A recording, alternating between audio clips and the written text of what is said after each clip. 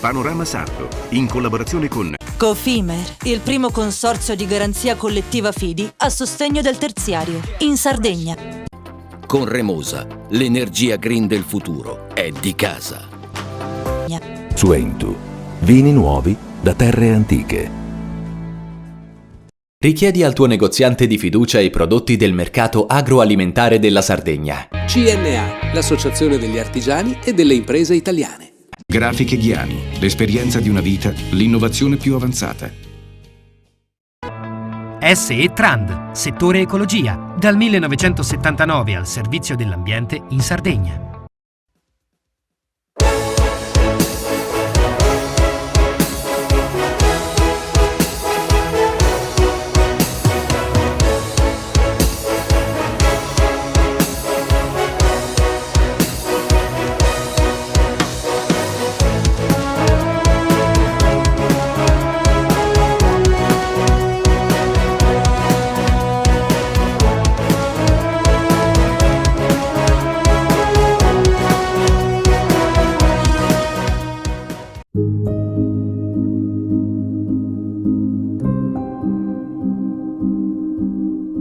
A fine anno dal pianeta Sanità finalmente una gran buona notizia che riguarda la Sardegna. Nel 2025 fanalino di coda in campo di assistenza e cura a livello nazionale. Arriva alla vigilia di Natale nella sala conferenze dell'Arnas Brozzu con la presentazione ufficiale del percorso per l'applicazione della terapia genica avanzata per la cura della beta-talassemia. Si apre da questo momento una nuova prospettiva nella nostra isola per il trattamento di una piaga endemica della popolazione sarda, ma anche per tutte le malattie ereditarie del sangue. L'ospedale del capoluogo è stato individuato come unico centro accreditato regionale e tra i primi in Italia per l'impiego dell'innovativa procedura. Dagli anni 70 del secolo scorso, l'equipe guidata dal professor Antonio Cao ha intrapreso il percorso per affrontare la talassemia, una delle malattie più antiche e radicate nella storia del popolo sardo. E sotto l'albero di Natale 2025 il suo giovanissimo allievo di allora, Giorgio Lanasa, ha preso la parola per annunciare che da oggi in poi la scienza regionale ha trovato le armi adeguate per affrontare una malattia che ha segnato la vita di centinaia di sardi e delle loro famiglie, imponendo per decenni trasfusioni continue e sacrifici quotidiani. Beta-talassemia cosa cambia da oggi per i pazienti sardi?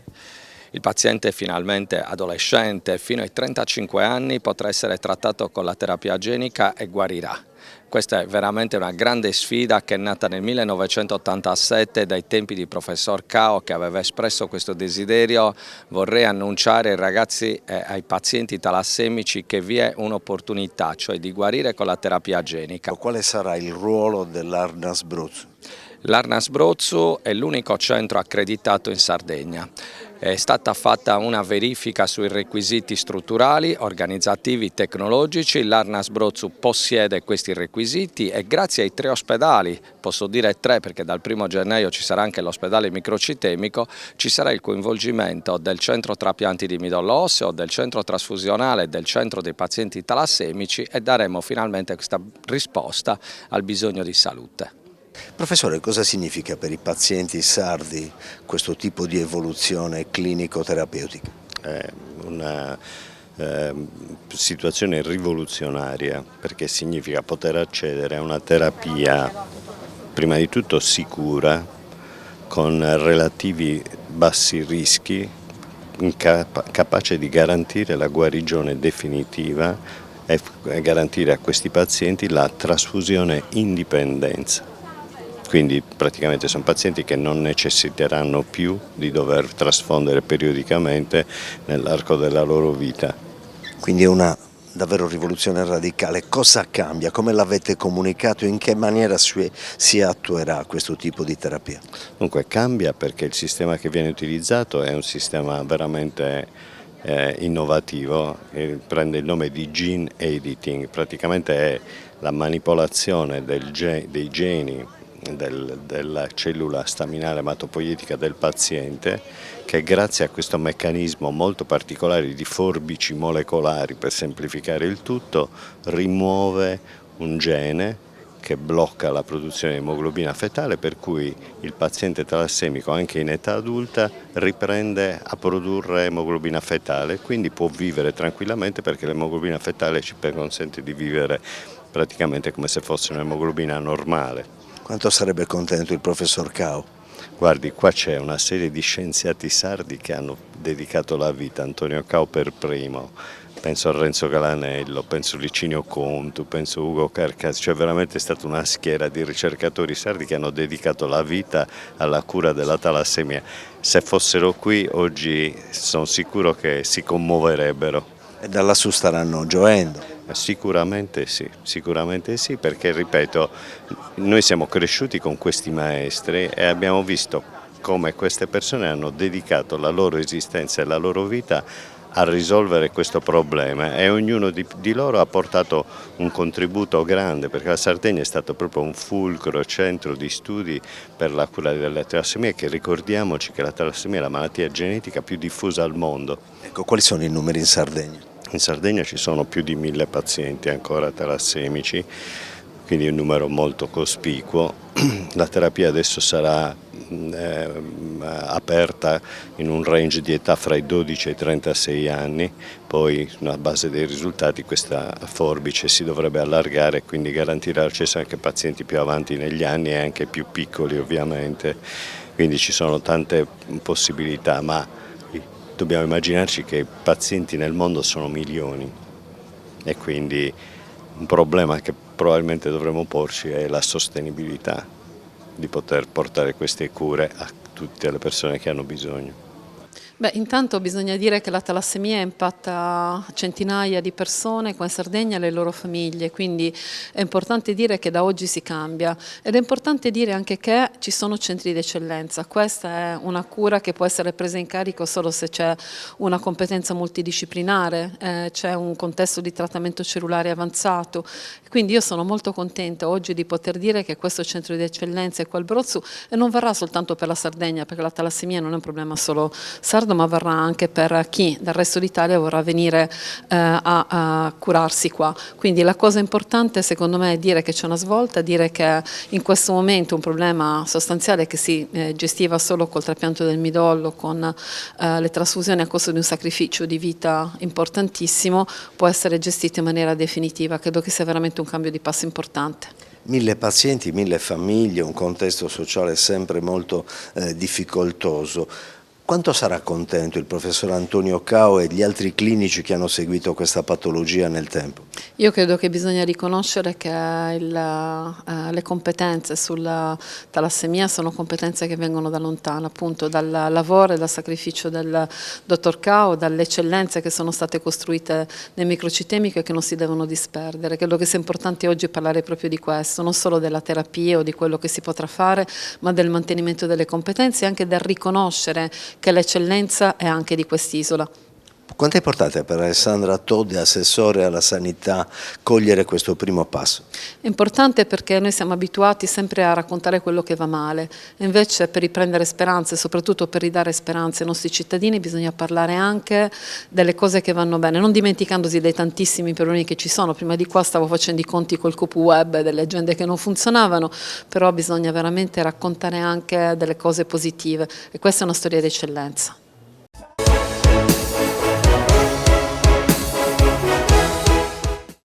Cofimer, consorzio di garanzia collettiva Fidi, dal 1977 a sostegno del terziario. Il partner migliore nella ricerca di finanziamento più adatto a voi e nella trattativa per ottenere un fido alle migliori condizioni. Cofimer, il primo consorzio di garanzia collettiva Fidi a sostegno del terziario, in Sardegna. Ogni giorno selezioniamo con cura il nostro raccolto. Il meglio del territorio. Da sempre, garanzia di qualità. Ma è proprio quando le luci si accendono e il mercato si anima che tutto prende vita. Dalla terra alla tavola in meno di 12 ore. Frutta e verdura dal sapore autentico, come in un mosaico di freschezza e genuinità. E per chi apprezza i sapori esotici, un'ampia scelta di frutti tropicali selezionati.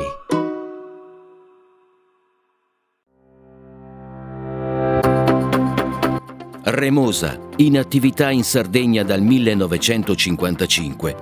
Oggi è leader nazionale nello sviluppo del progetto Idrogeno Verde. Con Remosa, l'energia green del futuro è di casa. Difficile rapporto con le banche? Conta su CNA.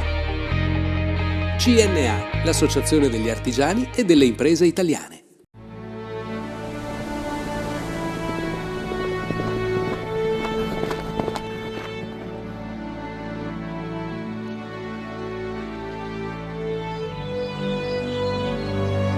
Nel cuore della Sardegna esiste un luogo dove natura e bellezza si incontrano. È qui che nascono i vini della cantina Suentu.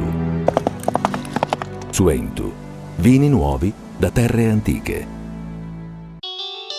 Fai impresa, la fai bene, meriti credito. Le garanzie diventano importanti. Il fondo di garanzia agevola il tuo accesso al credito. Se una banca ti presta denaro, hai garanzia a prima richiesta. Se ottieni 100, la garanzia copre fino a 80. La maggior parte delle garanzie è gratis. Il dettaglio sul sito spheres.it. Siamo la più grande industria tipografica della Sardegna. Dall'81 stampiamo tutte le tirature, su tutti i supporti e con le tecnologie più avanzate del settore, garantendoti elevatissima qualità e la più totale dedizione e cura. Grafiche Ghiani, l'esperienza di una vita, l'innovazione più avanzata. Setrand, settore ecologia. Mettiamo a disposizione la nostra struttura organizzativa fornendo un valido supporto per la gestione dei rifiuti speciali pericolosi e non pericolosi. Grazie agli impianti innovativi ed al costante sviluppo tecnico recuperiamo oltre il 70% dei rifiuti da noi gestiti. Dal 1979 al servizio dell'ambiente in Sardegna.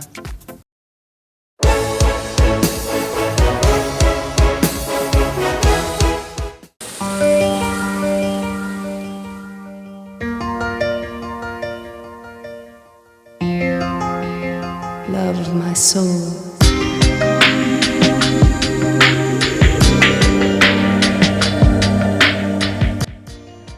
Presentato il tradizionale report annuale della Federazione degli Agenti Immobiliari. L'Osservatorio 2025 conferma la lenta ma costante flessione delle compravendite documentata dai dati ufficiali dell'Agenzia delle Entrate. Se la Sardegna nel suo complesso ha un numero di transizioni sostanzialmente stabile, Cagliari città e il sud Sardegna hanno comunque un andamento che oscilla tra l'instabilità globale e le diverse opportunità locali con una media di 1600 contratti l'anno. Il volume della Sardegna è pari invece a circa 19.000 contratti ogni 12 mesi. Oggi il settore immobiliare cerca una nuova direzione tenendo conto che i dati della Sardegna, in particolare del capoluogo, pur confermandosi in leggera flessione, sono sostanzialmente superiori alla media nazionale, soprattutto per le difficoltà di accesso ai mutui con contratti di lavoro a tempo determinato. La situazione è che il mercato immobiliare cagliaritano e della provincia di Cagliari è bello, diciamo, vispo. La tendenza tra il 2024 e il 2025 è leggermente in incremento, sia a livello di transazioni che a livello di valori commerciali. Da un punto di vista di dati emerge un Cagliari con una compravendita di circa 19.000 contratti annuali nei 12 mesi, c'è una leggera flessione, ma qual è la direzione che il mercato deve prendere e sta prendendo? La direzione è che, ben sappiamo, il comune di Cagliari, prendendolo solo come comune singolo, è prettamente un comune con transazioni di immobili, diciamo, vecchi o mediamente vecchi. Di nuovo abbiamo ben poco, però ovviamente questo nuovo, che ha valori a metro quadro importanti, sta trascinando come valore a metro quadro anche l'usato. Ricordiamo che nell'osservatorio della FIAP c'è tutta l'isola, quindi tutte le comunità, tutti i territori. Com'è il confronto con quello del resto d'Italia? Il confronto, diciamo che è in linea, nel senso che mentre su Cagliari città, diciamola così, abbiamo un incremento di transazioni tra il 2024 e il 2025 intorno al 6% come incremento. Per quanto riguarda il resto d'Italia, chi trascina di più sono le grandi aree metropolitane che hanno valori mediamente più alti, quindi c'è chi come Milano e Roma possono arrivare anche sino al 12%. Oggi, come ogni anno, sono presenti esperti del settore, ma anche i diretti interessati. Quali saranno gli ospiti? Allora, gli ospiti saranno innanzitutto il presidente di Confindustria Antonello Orgiolas, che come ogni anno ci ospita all'interno delle loro sale e che ringraziamo tra l'altro. Poi abbiamo l'assessore all'urbanistica al Comune di Cagliari, Matteo Leccisco Cortu, che ci farà una panoramica e a cui chiederemo tra l'altro delle informazioni inerenti il nuovo PUC appena approvato, deliberato in Comune. Ovviamente, come ben sapete, ci sono poi 2 mesi per fare le osservazioni. Poi abbiamo il presidente dell'Ordine dei Geometri Alessandro Martini e poi il vicepresidente nazionale della FIAIP Marco Pugeddo.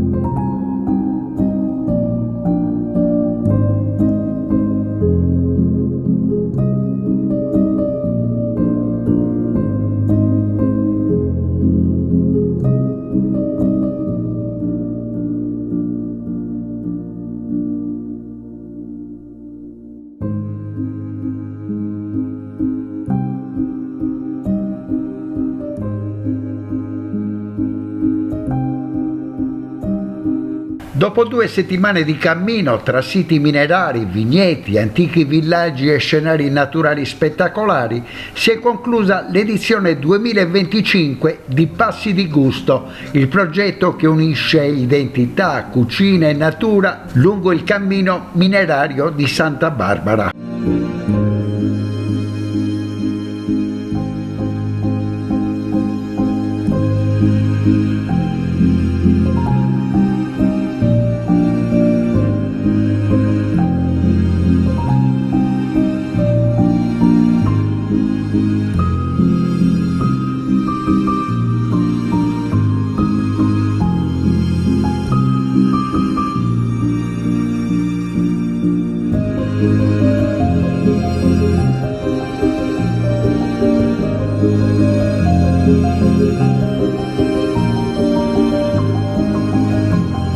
Un percorso fatto di emozioni, cammino e cucina d'autore che ha portato centinaia di partecipanti tra foreste, falesie, villaggi minerari e sapori autentici del territorio, accompagnati da alcuni dei più amati chef sardi e nazionali: Damiano Carrara, Luigi Pomata, Leonildo Contis, Manuele Fanuzza, Nicola Paulis e Andrea Amadei, insieme ai produttori del Sulcis Iglesiente.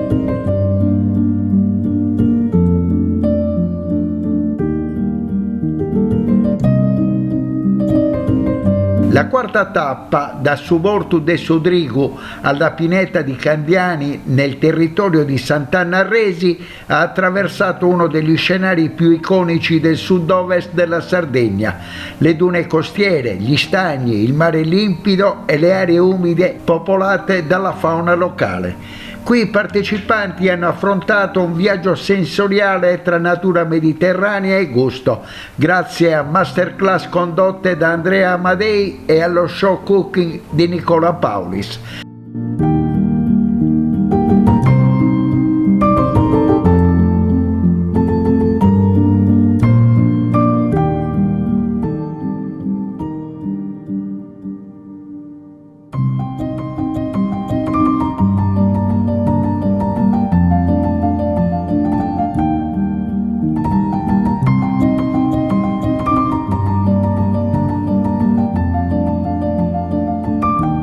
L'ultima tappa domenica è partita dall'affascinante borgo storico di Tratarias, una perla architettonica dominata dalla cattedrale romanica di Santa Maria di Montserrat, per poi attraversare la campagna del Basso Sulcis a Palma Suergiu. Un percorso dove archeologia, tradizione rurale e testimonianze minerarie hanno accompagnato il camminatore lungo un itinerario dal fascino senza tempo. Il momento clou è stato lo show cooking del celebre pastry chef Damiano Carrara, affiancato dal sommelier Andrea Amadei, che ha guidato anche il talk finale dedicato al rapporto tra cibo, comunità e identità dei territori.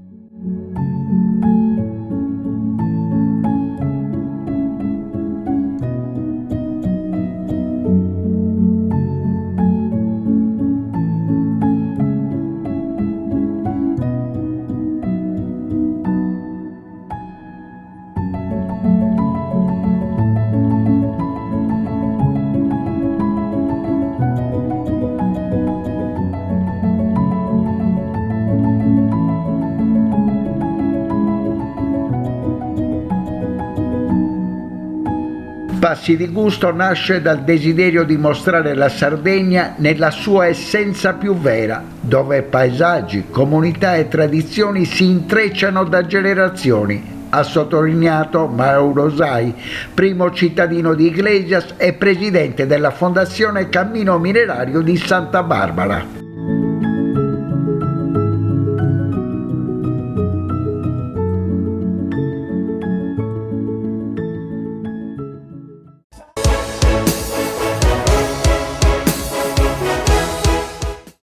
Cofimer, consorzio di garanzia collettiva Fidi, dal 1977 a sostegno del terziario. Il partner migliore nella ricerca di finanziamento più adatto a voi e nella trattativa per ottenere un fido alle migliori condizioni. Cofimer, il primo consorzio di garanzia collettiva Fidi a sostegno del terziario, in Sardegna.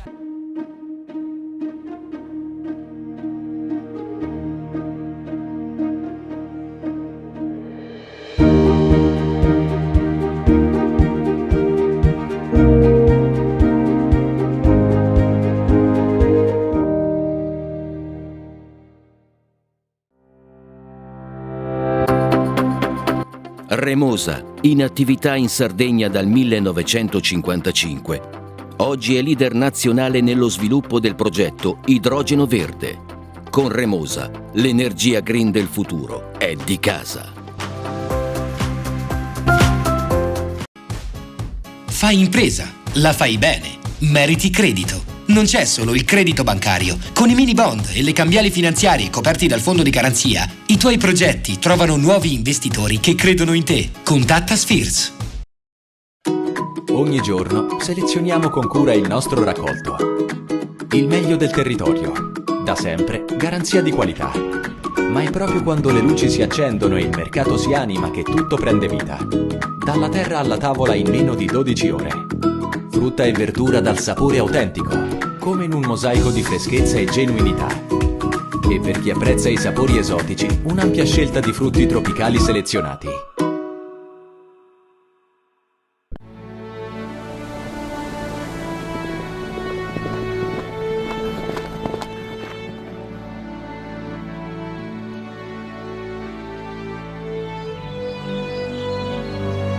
Nel cuore della Sardegna esiste un luogo dove natura e bellezza si incontrano.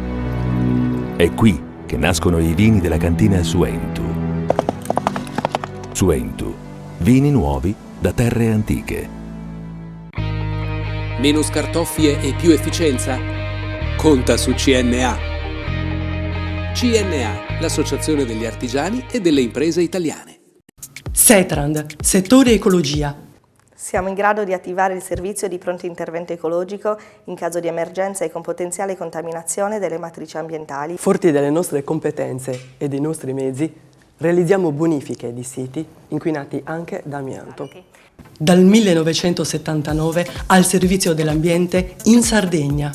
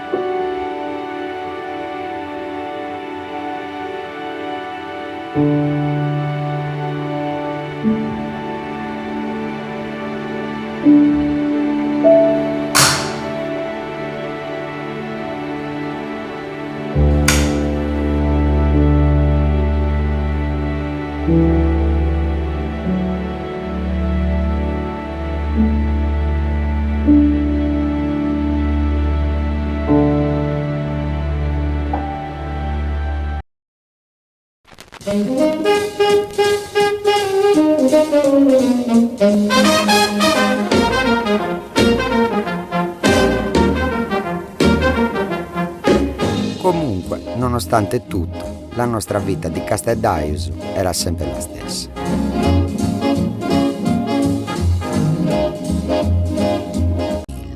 Che è venuta a Cagliari nel 1944 per suonare al Lido per le truppe americane. E sai dove ha provato l'orchestra di Glenn Miller prima del concerto?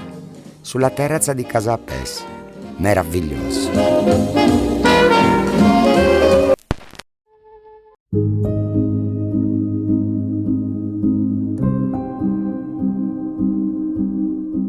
Un articolato e ambizioso progetto dedicato a Mario Pes prende forma a Cagliari, città in cui il fotografo visse e morì e che fu protagonista di molti dei suoi scatti più celebri.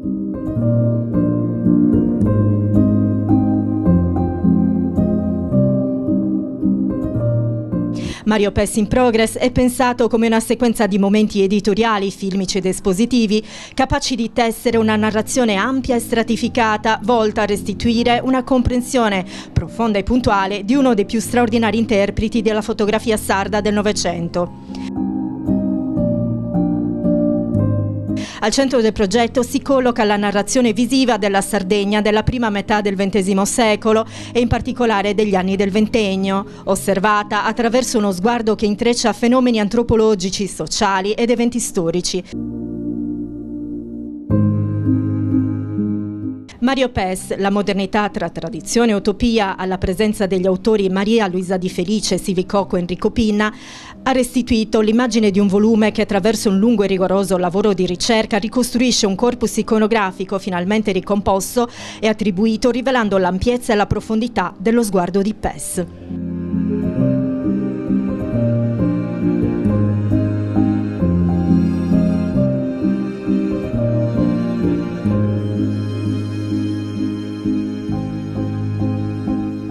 Enrico Pinna, giornalista, uno dei coautori della biografia di Mario Pes, un'opera stentorea e magnifica che però nasconde grandi difficoltà, perché in realtà, Enrico, raccontaci com'è stato possibile, dalla totale perdita dell'archivio di Mario Pes, riuscire a ricostruire questo capolavoro non solo biografico.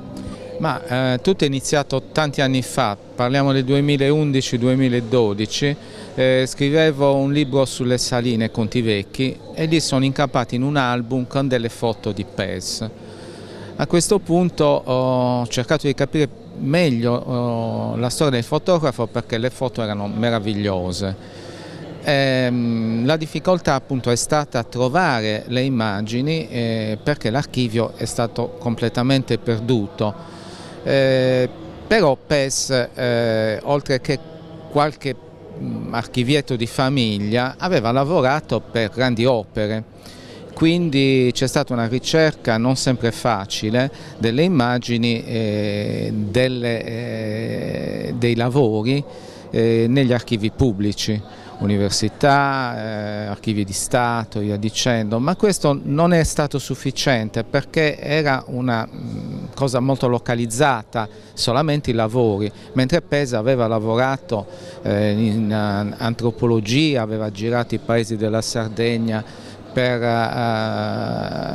raccontare la Sardegna rurale, usi e costumi, e lì si è dovuti andare attraverso i collezionisti, perché essendo perduto l'archivio le foto di Pes sono molto rare e i collezionisti ci hanno fornito, e quelli generosi, non tutti, ci hanno fornito molte immagini e poi per il resto attraverso l'editore, la Elisso, c'è stata un'acquisizione diretta di fotografie e di stampe, per cui è stato ricostruito un archivio sufficientemente ampio, non tanto numericamente quanto in termini di varietà di scatti.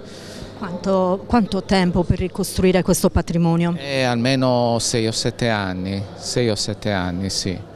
Però ne è valsa la pena, perché abbiamo trovato degli scatti veramente magnifici, i più belli sono nel libro, e abbiamo scoperto un personaggio estremamente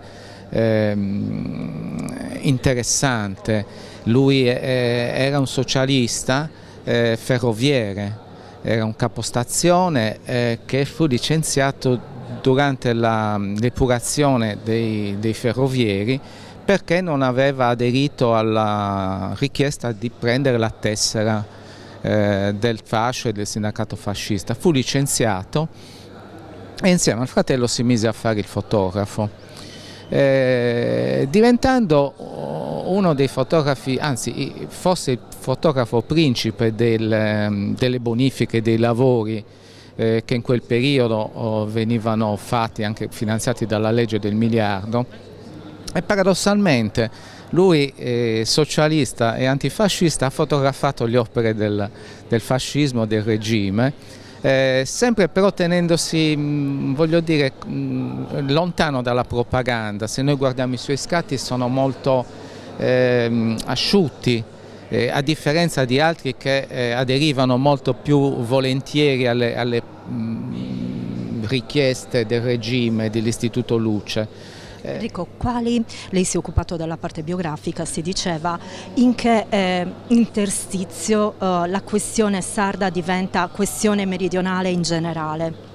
Dunque, Pes è un fotografo delle contraddizioni, d'altronde anche il libro lo dice. Lui amava molto questo tipo di fotografia, fotografava il poeta dei signori del Lido e la colonia di Sornicoli, dei bambini poveri, dei picciocus del Robi. E quindi anche qui lui ha fotografato la modernità perché era un appassionato della modernità. L'utopia della modernità per lui era una cosa essenziale, fondamentale, che però, mi raccontano i familiari, secondo lui doveva passare attraverso le nostre tradizioni, non doveva sostituirle. Ed ecco perché c'è sempre questo dualismo, tradizione e modernità nella sua fotografia, ricchezza e povertà. Lui ha fotografato i ricchi e gli umili, dando dignità ad entrambi, dando a tutti una visione che poi, letta con le lenti di oggi, ci dice che è stato un fotografo estremamente attento alla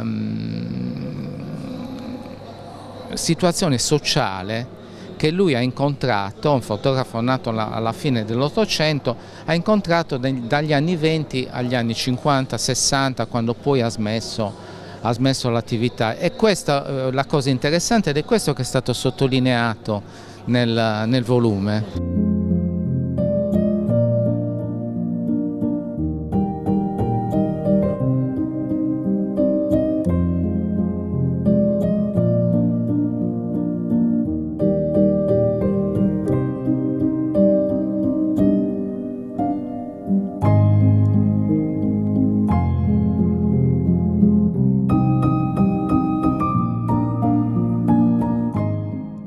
Quali sono i passaggi che più l'hanno accattivata nel raccontare appunto questo passaggio statico, mi conceda l'ossimoro, tra un centri urbani, Sassari e Cagliari, che cambiavano ad ampie falcate, e invece i centri rurali che quasi si difendevano da questa modernizzazione. Ecco, cosa ha trovato più interessante? Nell'affrontare il tema Mario Pes ci siamo domandati come un fotografo così originale potesse, diciamo, darci un'idea della Sardegna dei tempi, e lui ci ha offerto la possibilità di avere una doppia visione, appunto, una parte relativa alla modernizzazione e quindi un testimone della modernizzazione, ma non sotto la lettura della modernizzazione autoritaria così come veniva gestita dal fascismo, ma invece una lettura dove compare prepotentemente potentemente la figura dell'uomo, del mondo del lavoro, i lavoratori. Cioè, ci sono certo le effigie del fascismo, le grandi costruzioni, i tempi della bonifica, ma soprattutto la cosa interessante delle sue immagini sono l'emergere delle figure dei contadini o dei lavoratori della Professoressa, sale. un ampio spazio dedicato anche alla donna. Molto interessante sono proprio anche le figure delle donne nel mondo del lavoro, nella scuola a Mussolini Arborea, ma piuttosto che non per esempio nella raccolta e nel trasporto dei minerali. Quindi un interesse proprio per le donne, per l'uomo e per il mondo del lavoro. E anche diciamo nella parte della Sardegna più tradizionale noi vediamo le figure non tanto statiche delle belle donne con i figurini, con i nostri bellissimi costumi, ma invece le donne che lavorano all'arcolaio, gli uomini che lavorano nelle campagne con i loro attrezzi. Quindi c'è proprio questa novità attraverso Pes, apprezziamo il mondo del lavoro, quindi una sua lettura molto moderna della fotografia e sempre legata naturalmente a un contesto storico di cui è parte molto viva. Quindi si può dire in qualche modo che Mario Pes ha fatto con la fotografia ciò che Tarquinio Ossini fece con i suoi brillanti acquerelli. Lei ha reso un servizio molto importante alla cultura sarda con quest'opera. Perché ogni sardo dovrebbe avere in biblioteca Mario Pes? Beh, intanto per il piacere di apprezzare quelle fotografie che sono veramente un patrimonio, no, della cultura e poi per vedere e leggere la storia della Sardegna attraverso un punto di vista nuovo, una lettura che mi fa tramite la fotografia della nostra Sardegna in un momento molto particolare che è proprio quello della trasformazione delle città e invece l'arretratezza del la resistenza del mondo delle campagne. Sì, credo che proprio leggere attraverso questi due aspetti possa arricchire ciascuno di noi e perché no, un cagliaritano soprattutto.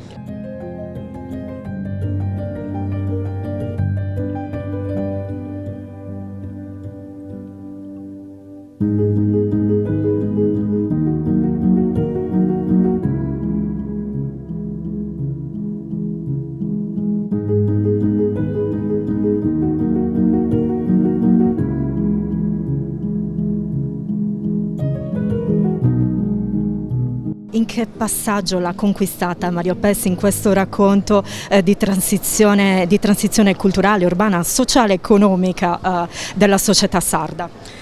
Devo dire che quando ho visto la mostra di Mario Pes allo Spazio Elisso a Nuoro mi sono totalmente innamorata, non solo dell'allestimento ma proprio di come questo grande autore sia riuscito a interpretare la Sardegna di quegli anni e lo abbia fatto in una maniera anche molto politica e quindi con un messaggio che non era solo artistico ma anche un messaggio di una società che si voleva in qualche modo emancipare, che voleva dare la sua voce anche in un momento particolarmente tragico della storia della Sardegna, dell'Italia, eccetera.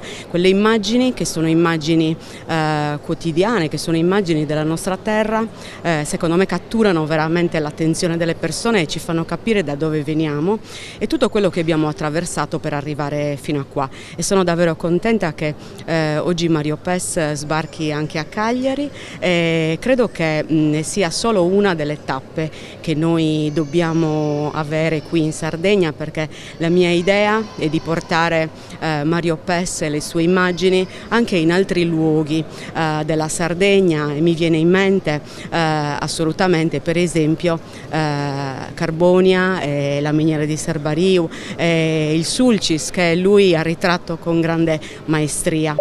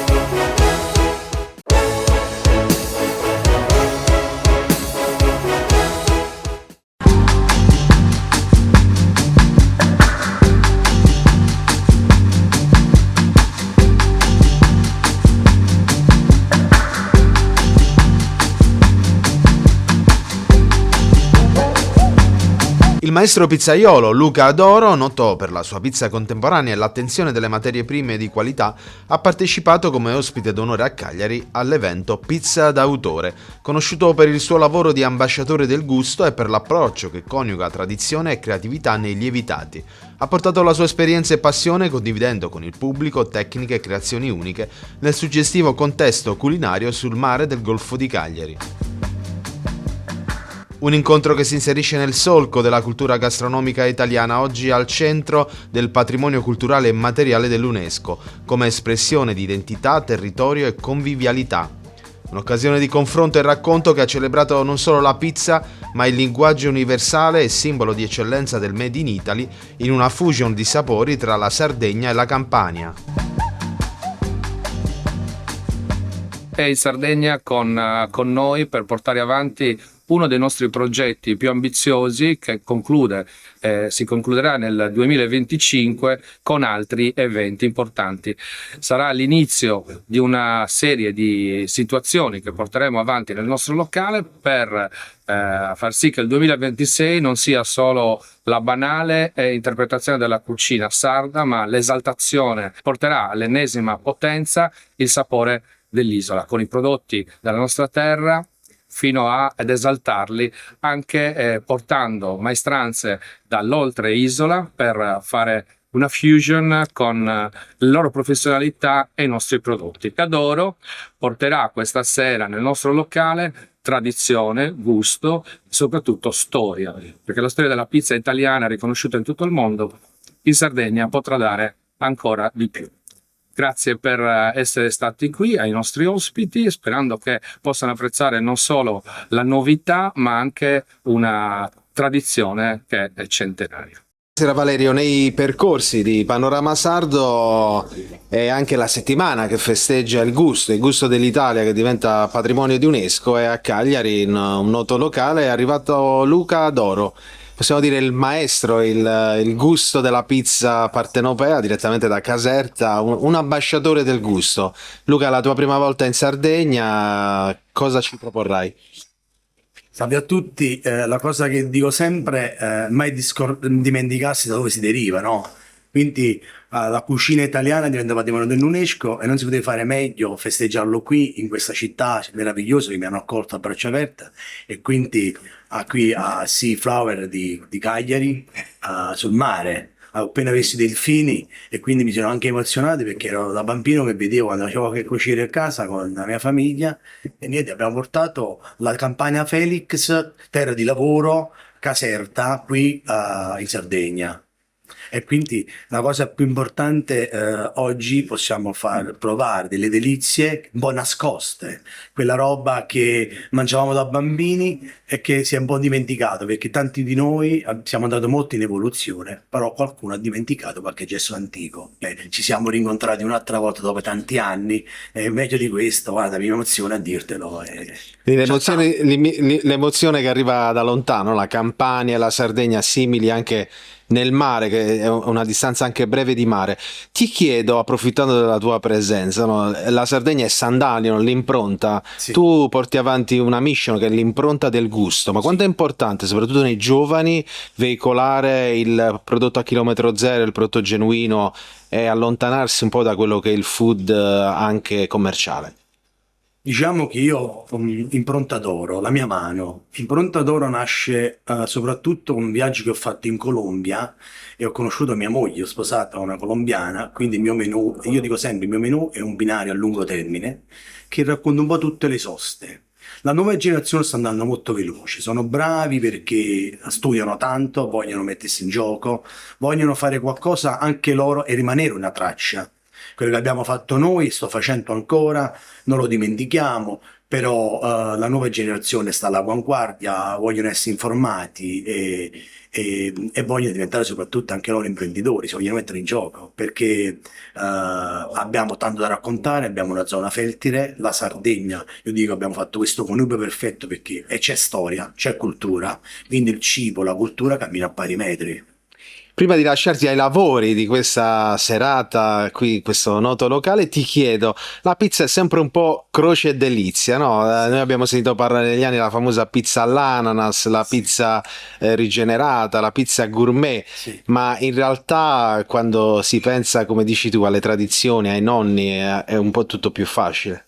O è solo una questione di moda? No, a prescindere di moda ce n'è tanta, però gourmet non significa mettere solo il caviale sulla pizza, gourmet anche se mette un grande pomodoro, un filo d'olio e facciamo capire che è gourmet, perché gourmet è un buon gustaio, salvaguardare quello che c'è dietro all'etica.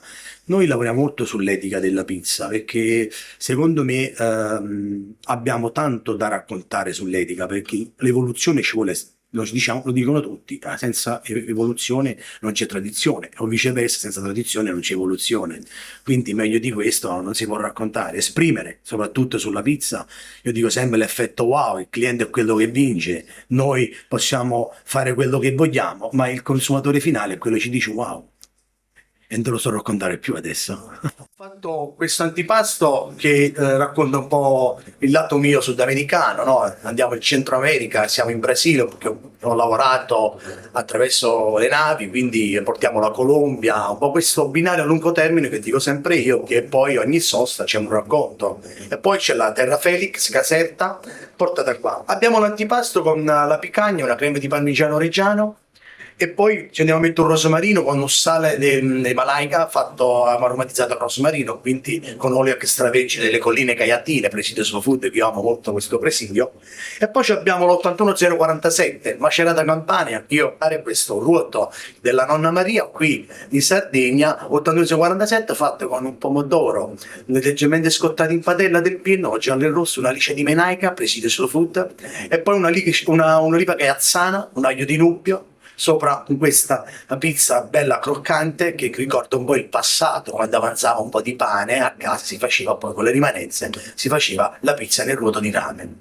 Poi abbiamo Zucchero e Fuoco è una pizza con un sammazzano DOP schiacciato a mano, valorizzamo un po' il sammazzano DOP, quello che cos'è, un peperoncino artigianale che facciamo noi, lo chiamiamo artigianale, però scusami, fammelo dire, è un peperoncino molto lavorato perché viene assiccato questo pomodoro, poi viene fatto in crema, poi viene assiccato di nuovo in glucosio, cioè quindi c'è tanta sperimentazione che questa pizza, che da noi si chiama la diavola, ma noi abbiamo chiamato ancioletta perché una diavola che poi diventa angelo, si addolcisce.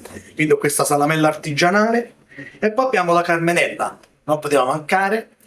Zia Carmela era uno dei nostri fratelli di mamma, era sempre un po' più furba, mangiava questa insalata appena scavata dal nostro orto, ho fatto una giornata di tabacco, quindi i 6 fratelli mentre facevano una doccia, l'era furba, rubava queste insalate e facevo questa scarola condita con sale, pepe e limone e l'ho messa a menù. È stata la pizza più gettonata negli ultimi 4-5 anni, ho preso 3 spicchi sull'espresso, iniziamo dell'anno, è la pizza più venduta e quindi abbiamo portato qua con impasto al mais e semi di girasole perché racconta un po' quel mais della bancarella di paese quando c'erano le feste tradizionali, il rito religioso, folcloristico oppure era una festa patronale religiosa, quindi sentivo un po' quel mais fritto, no? Quindi ho voluto portare queste impanature, senti il mais che è un po' mantorlato e poi senti la freschezza del limone, acciughe, gioca le olive, il patè, andiamo sui colli, sulle montagne, scendiamo, un'altra volta andiamo nel mare, quindi facciamo montagne, saliamo e poi andiamo nel mare con le acciughe.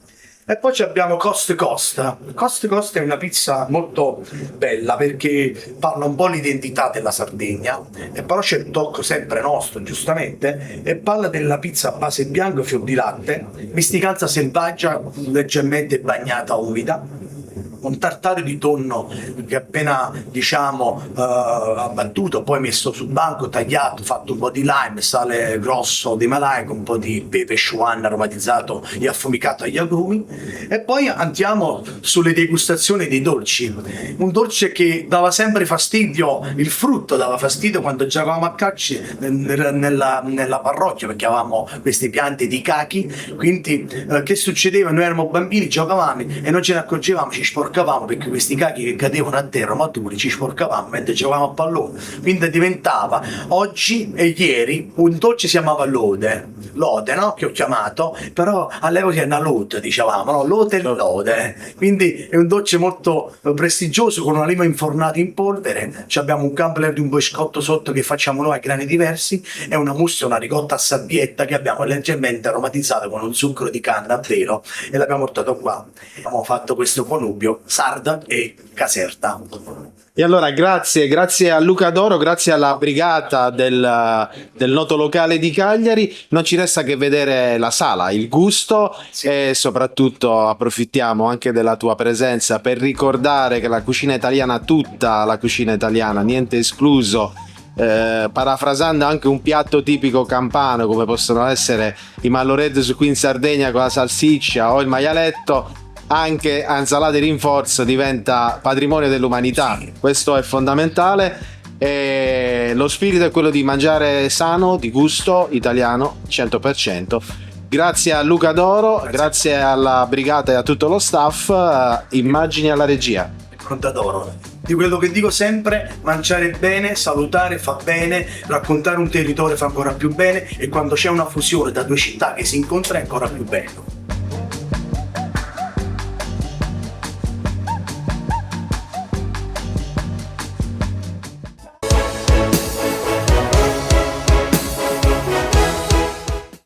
Cofimer, consorzio di garanzia collettiva Fidi, dal 1977 a sostegno del terziario. Il partner migliore nella ricerca di finanziamento più adatto a voi e nella trattativa per ottenere un fido alle migliori condizioni. Cofimer, il primo consorzio di garanzia collettiva Fidi a sostegno del terziario, in Sardegna.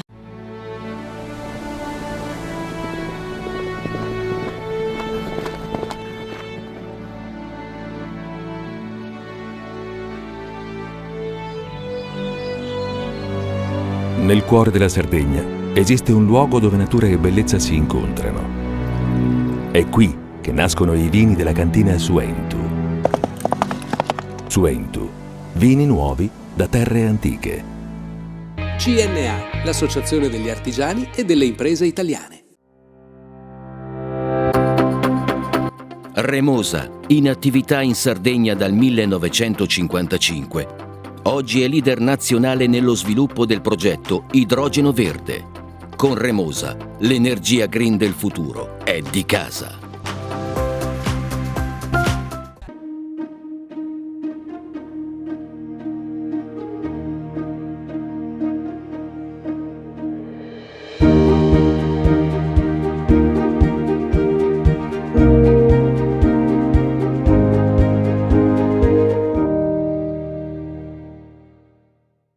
Fai impresa, la fai bene, meriti credito. Le garanzie diventano importanti. Il fondo di garanzia agevola il tuo accesso al credito. Se una banca ti presta denaro, hai garanzia a prima richiesta. Se ottieni 100, la garanzia copre fino a 80. La maggior parte delle garanzie è gratis. I dettagli sul sito sfirso.it. Ogni giorno selezioniamo con cura il nostro raccolto. Il meglio del territorio. Da sempre, garanzia di qualità. Ma è proprio quando le luci si accendono e il mercato si anima che tutto prende vita. Dalla terra alla tavola in meno di 12 ore. Frutta e verdura dal sapore autentico, come in un mosaico di freschezza e genuinità. E per chi apprezza i sapori esotici, un'ampia scelta di frutti tropicali selezionati. Setrand, settore ecologia. Mettiamo a disposizione la nostra struttura organizzativa fornendo un valido supporto per la gestione dei rifiuti pericolosi e non pericolosi, in linea con la nostra certificazione EMA. Dal 1979 al servizio dell'ambiente in Sardegna.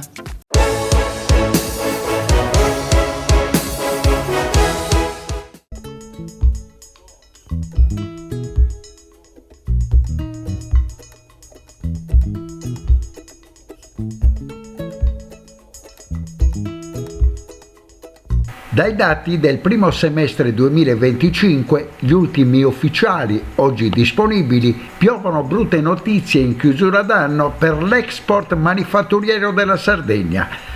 Le vendite di prodotti isolani all'estero, come alimentari, legno, mobili, tessili, prodotti in metallo, abbigliamento, gioielleria, ma anche benzine e prodotti della raffinazione, hanno fatto segnare un preoccupante meno 17,5% rispetto allo stesso periodo del 2024.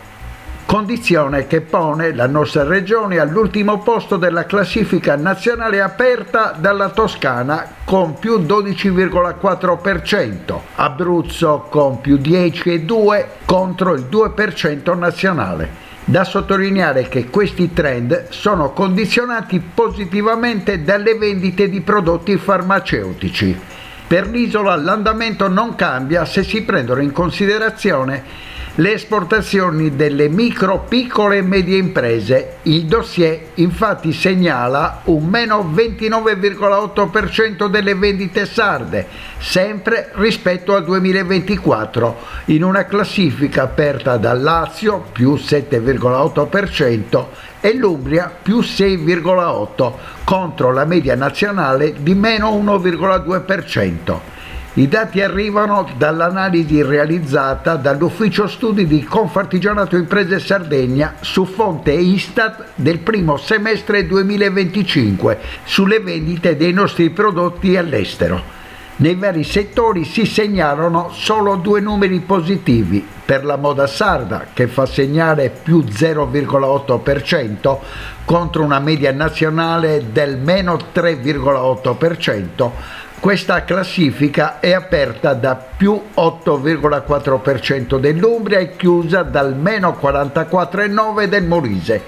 Positivo anche l'andamento delle vendite della meccanica isolana, con un più 4,9% nella classifica aperta dalla Toscana con più 11,1%. Il report di Confartigianato mette anche in evidenza il positivo andamento delle nostre esportazioni verso la Germania, con un più 83,1% che pone l'isola al secondo posto dopo il Friuli, che vanta un più 93,7% e una media nazionale del più 2,3%. Al contrario, le brutte notizie arrivano dalle vendite in Cina.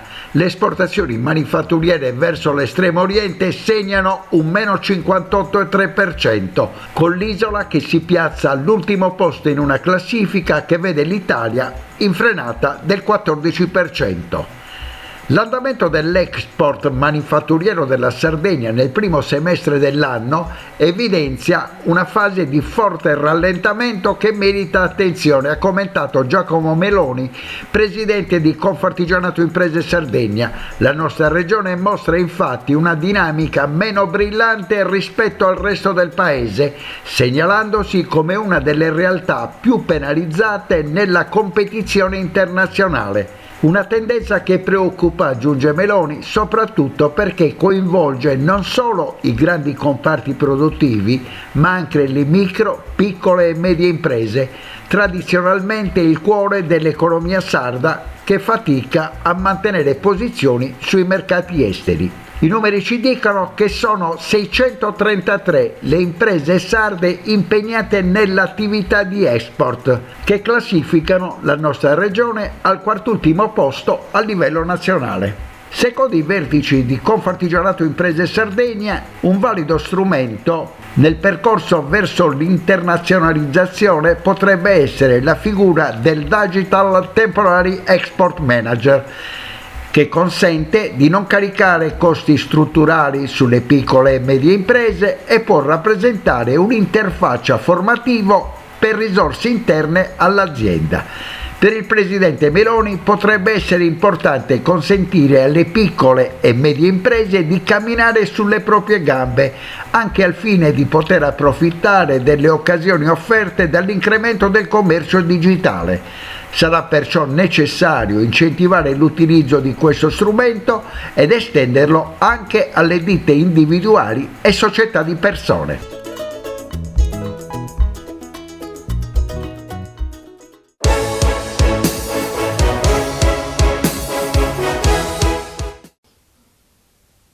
Oltre 200.000 praticanti, sono questi i numeri dello sport in Sardegna emersi durante la conferenza di fine anno del Comitato Olimpico Regionale con il presidente Bruno Perra, che ha esaltato un lavoro capillare che avvicina tutte le società, tutti i praticanti a quelle che sono le nuove discipline, in crescita con numeri molto importanti. C'è stato il cambio al vertice, Giovanni Malagò si sta occupando di Milano Cortina, Luciano Bonfiglio è il numero 1 dello sport italiano. Come sono i rapporti, quali sono le prospettive, come le federazioni e il CONI regionale ha risposto a questo cambio di timone? Ma io direi molto bene. Luciano Bonfiglio è venuto poco tempo fa a Cagliari, un mese fa a Cagliari, credo che abbia dimostrato nei nostri confronti grande sensibilità e grande disponibilità e soprattutto con uno spirito di collaborazione importante per la Sardegna. Lui oltretutto ha detto che la Sardegna per lui è sempre stato un punto di riferimento, anche perché viene da uno sport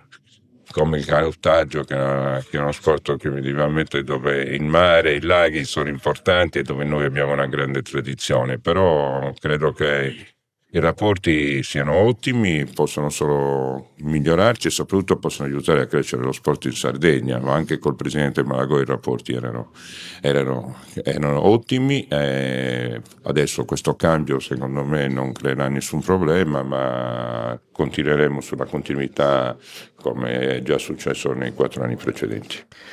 Presidente, se dovessimo fare una fotografia ai numeri, alla consistenza dei praticanti in Sardegna, quale sarebbe? Allora, i numeri secondo me sono altissimi, perché tutte le federazioni veramente hanno aumentato il numero dei praticanti. È sicuramente in crescita il numero di chi oggi fa pratica sportiva in Sardegna, in tutte le discipline. Le palestre sono piene, i numeri sono tantissimi, non vorrei sbagliare, ma sicuramente arriviamo a quasi 200.000 tesserati, perché tra la pratica che si svolge nelle federazioni e quella degli enti di promozione sportiva ormai devo dire è cresciuta tantissimo. Lei aveva un esempio?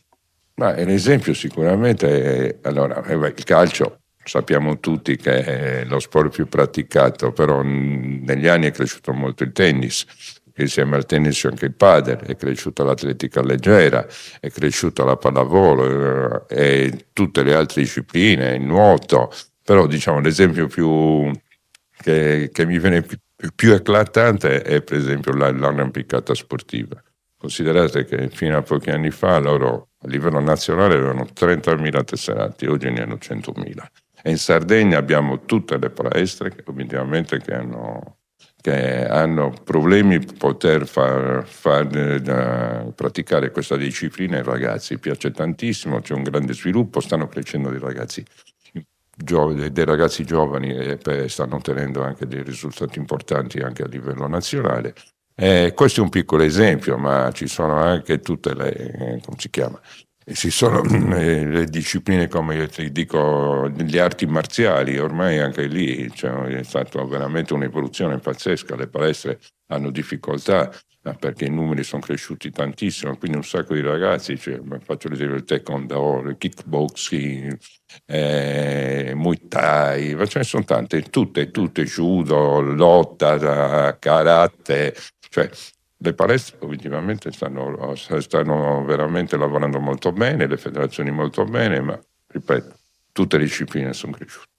Presidente, faccio un augurio agli sportivi sardi per il 2026. Ma prima di tutto io mi auguro che il 2026 possa confermare quello che noi abbiamo fatto nel 2025. È chiaro che l'augurio è di continuare a crescere, continuare a avere chiaramente sempre più ambizione, perché possiamo migliorarci in tutti i settori dello sport. Credo che l'augurio migliore sia poterci rivedere l'anno prossimo e poter dire ancora viva lo sport, viva la Sardegna, siamo cresciuti, stiamo crescendo, ma sempre con grande umiltà e determinazione, perché lo sport questo ci insegna.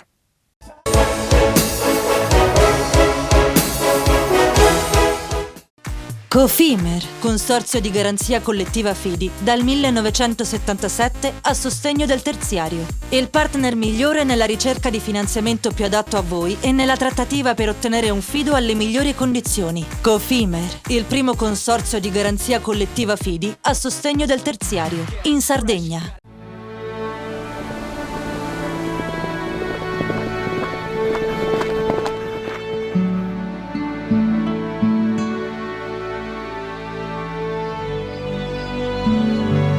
Nel cuore della Sardegna esiste un luogo dove natura e bellezza si incontrano. È qui che nascono i vini della cantina Suentu. Suentu, vini nuovi da terre antiche. Meno scartoffie e più efficienza? Conta su CNA. CNA, l'associazione degli artigiani e delle imprese italiane. Fai impresa, la fai bene, meriti credito. Le garanzie diventano importanti. Il fondo di garanzia agevola il tuo accesso al credito. Se una banca ti presta denaro, hai garanzia a prima richiesta. Se ottieni 100, la garanzia copre fino a 80. La maggior parte delle garanzie è gratis. Il dettaglio sul sito spheres.it. Remosa, in attività in Sardegna dal 1955. Oggi è leader nazionale nello sviluppo del progetto Idrogeno Verde. Con Remosa, l'energia green del futuro è di casa. Ogni giorno selezioniamo con cura il nostro raccolto. Il meglio del territorio. Da sempre, garanzia di qualità. Ma è proprio quando le luci si accendono e il mercato si anima che tutto prende vita. Dalla terra alla tavola in meno di 12 ore. Frutta e verdura dal sapore autentico, come in un mosaico di freschezza e genuinità. E per chi apprezza i sapori esotici, un'ampia scelta di frutti tropicali selezionati. Siamo la più grande industria tipografica della Sardegna. Dall'81 stampiamo tutte le tirature, su tutti i supporti e con le tecnologie più avanzate del settore, garantendoti elevatissima qualità e la più totale dedizione e cura. Grafiche Ghiani, l'esperienza di una vita, l'innovazione più avanzata. Setrand, settore ecologia. Forti delle nostre competenze e dei nostri mezzi, realizziamo bonifiche di siti inquinati anche da amianto. Mettiamo a disposizione la nostra struttura organizzativa fornendo un valido supporto per la gestione dei rifiuti pericolosi e non pericolosi, in linea con la nostra certificazione EMA. Dal 1979 al servizio dell'ambiente in Sardegna.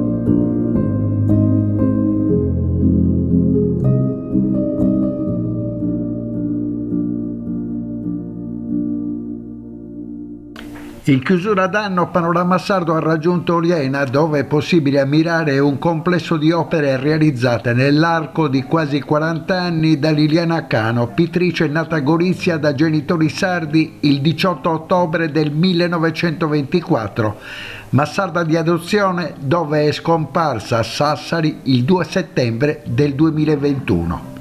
Una pittrice, sottolinea il FAI, il Fondo per l'Ambiente Italiano, presentando la rassegna inaugurata nel cuore della Barbagia dal respiro internazionale, per celebrare la grande artista che ha trascorso quasi 20 anni della sua vita in Francia, pur rimanendo sempre attaccata alla sua terra adottiva. che nel 2004 le ha conferito la cittadinanza onoraria, ha infatti arricchito il territorio con numerosi lavori, tra cui dipinti, murales e sculture, dislocati in diversi luoghi suggestivi del paese alle pendici del Monte Corrasi.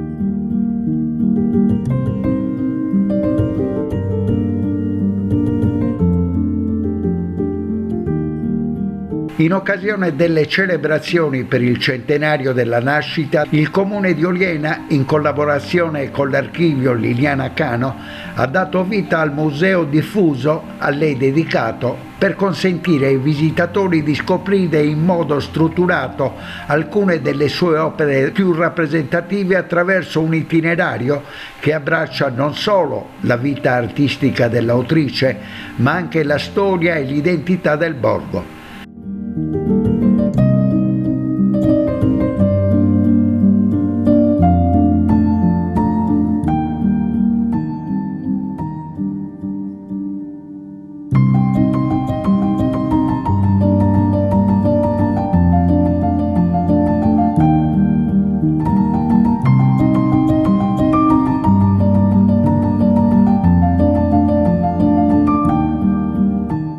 Un'idea progettuale di museo diffuso dedicato alle sue opere, ma soprattutto vorremmo dedicarlo alla sua figura. Vorremmo raccontare la sua storia, la storia di una donna prima che la storia di una grande artista.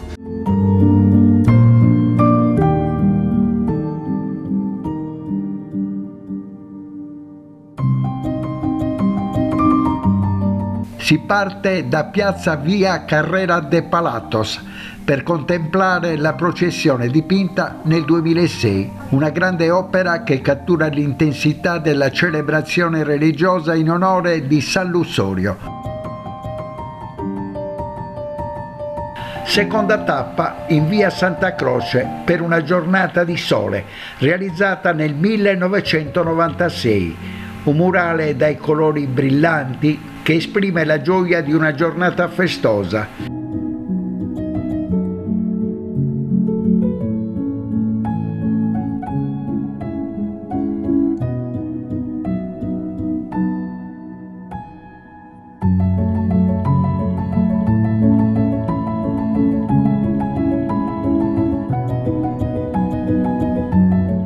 Il percorso prosegue nella chiesa di San Lussorio, che ospita 3 grandi dipinti murali realizzati nel 1980, la prigionia, il martirio e la gloria di San Lussorio, e altri 3 dipinti sulla vita di Gesù, l'ultima cena, la crocefissione e manifestazione a San Tommaso del 1982.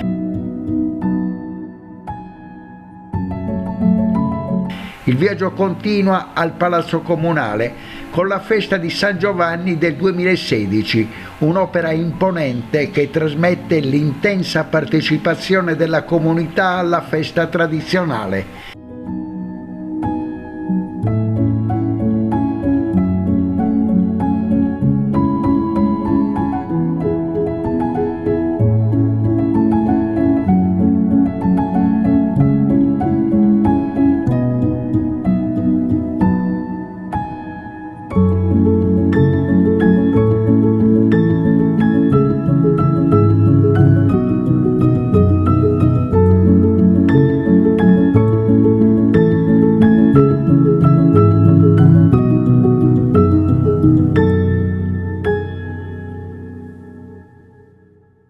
Imperdibile la visita alla chiesa di Sant'Ignazio per ammirare la Via Crucis, una toccante rappresentazione in 14 stazioni della Passione di Cristo, con uno stile moderno e profondo.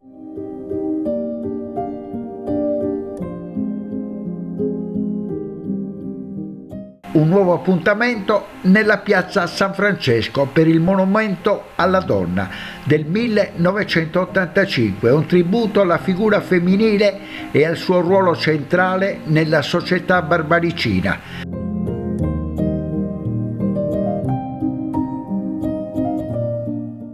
L'ultima tappa dell'itinerario della mostra diffusa di Liliana Cano ci accompagna nella chiesa di Santa Maria per 3 grandi tele che raffigurano la crocefissione, il battesimo di Gesù e l'ultima cena.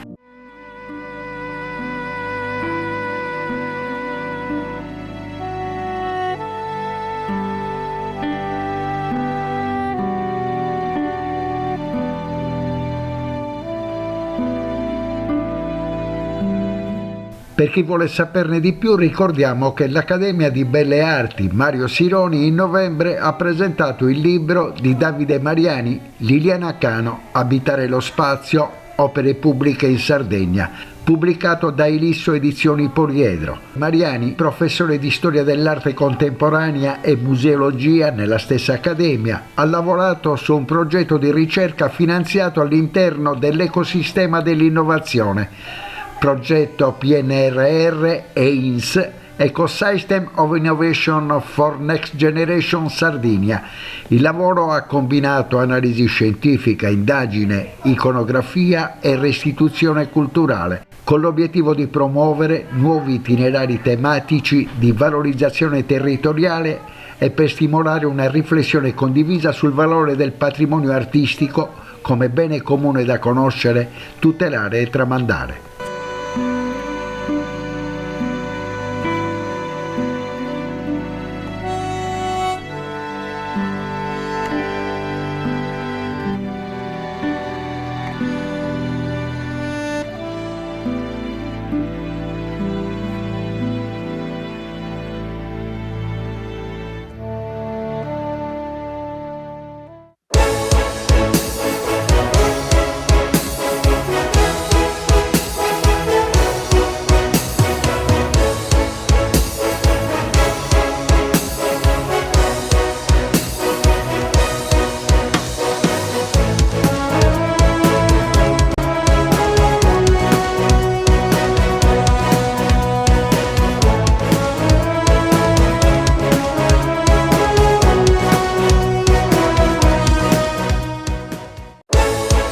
Panorama Sardo, in collaborazione con Cofimer, il primo consorzio di garanzia collettiva Fidi a sostegno del terziario, in Sardegna.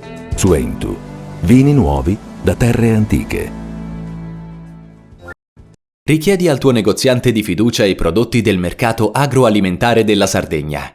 Con Remosa, l'energia green del futuro è di casa. Grafiche Ghiani, l'esperienza di una vita, l'innovazione più avanzata. CNA, l'associazione degli artigiani e delle imprese italiane. SE Trand, settore ecologia, dal 1979 al servizio dell'ambiente in Sardegna.